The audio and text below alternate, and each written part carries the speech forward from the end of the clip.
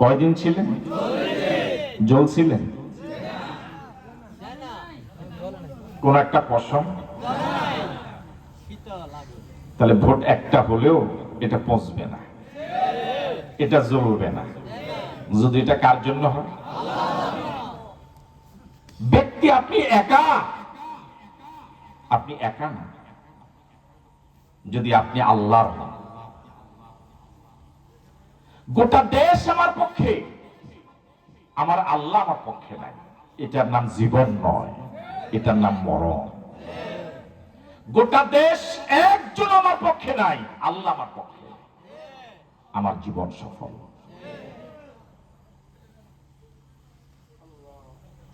চল্লিশ দিন ছিলেন হযরত ইব্রাহিম নমরুদের আগুনে।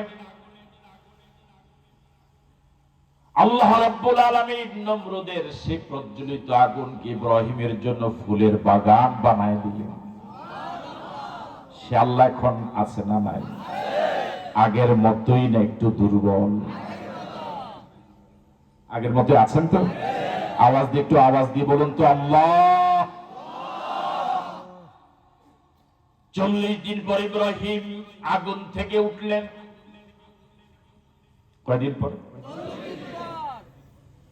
কয়দিন?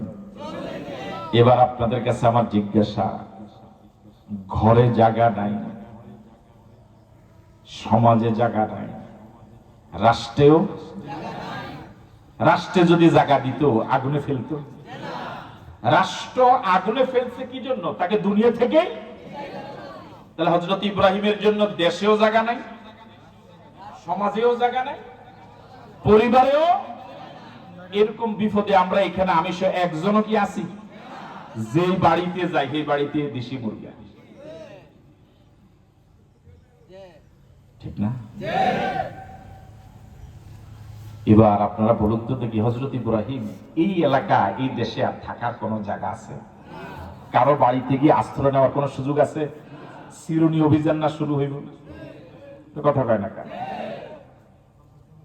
যেখানে যায় চিরুনি অভিযান। যেই ঘরে জায়গা দিব, ভাড়া ভাড়া থাকবে তো ভাড়াটিয়া ধরে নিয়ে যাবে। এই যে নোটিশ হবে, কেউ এদেরকে ভাড়াও দিতে পারবে না। কথা কয় না কেন? আপনাকে আসেন না গেছেন গা? এর মেহমানও করা যাবে না, এর কাছে ফ্ল্যাটও বিক্রি করা যাবে না, ভাড়াও করা যাবে না। রেড অ্যালার্ট কোত্থেকে? রাষ্ট্রের পক্ষ থেকে। আপনারা একটা কথা খুব ভালো বলেন, যার কেউ নাই, আছে না? এটা বলেন আপনারা? পুয়ারুক এলাকায় কথাটা আছে? বলুন তো, যার কেউ নাই তার কে আছে? হযরত ইব্রাহিমের দুনিয়াতে কেউ নাই, কিন্তু আল্লাহ তো আছে। হযরত ইব্রাহিম আগুনে পড়লেন কার কারণে? কাকে ভালোবাসতে গিয়ে? এবার অগ্নিকুণ্ডলী থেকে বের হয়ে ইব্রাহিম বলেন, ইন্নী যাহিবুন ইলা রাব্বি সায়াহদিন। আল্লাহ, তোমাকে ভালোবাসতে গিয়ে আমার পরিবার আমাকে বের করে দিল ঘর থেকে। তোমার দাওয়াত দিতে গিয়ে সমাজ আমাকে জায়গা দিল না।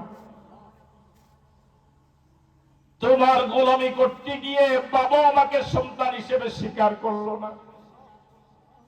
আমার পরিবারের কোন সদস্যের সহযোগিতা আমি পেলাম না, সমাজ আমাকে জায়গা দিল না। এ রাষ্ট্রে কত অপরাধীরা বসবাস করে, এ রাষ্ট্র কত চোর ডাকাতের ফুলের মালা গলায় দিয়ে বরণ করে, এ রাষ্ট্রে কত অপরাধীরা বুক ফুলিয়ে ঘুরে, এ রাষ্ট্রে কত বড় বড় দুর্নীতিবাজ সন্ত্রাসীরা বুক ফুলিয়ে হাঁটে। কিন্তু আল্লাহ, এই রাষ্ট্রে কত হাজার হাজার মানুষ, আমি এক ইব্রাহিমের জায়গা হলো। আমি ইব্রাহিমকে রাষ্ট্র থেকে বিদায় করার জন্য তারা অগ্নিকুণ্ডলী বানালো, আমাকে ফেলে দিল। অথচ অপরাধীদেরকে শাস্তি দেওয়া দরকার ছিল। হযরত ইব্রাহিম রাষ্ট্রের জন্য কোন ক্ষতিকর কথা বলে না কেন? অতীত থেকে শুরু করে এখন পর্যন্ত গোটা পৃথিবীর চরিত্র একই রকম।